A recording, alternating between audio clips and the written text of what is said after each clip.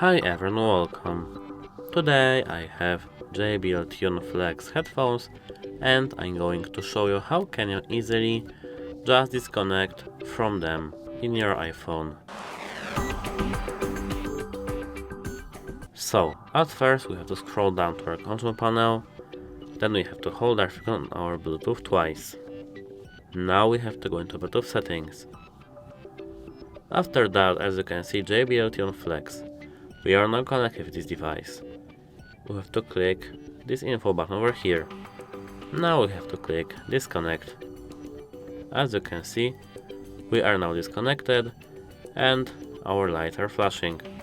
To connect back, we just have to click on our headphones again. Now, as you can see, we are connected. That's it. Hope it helps you. Goodbye.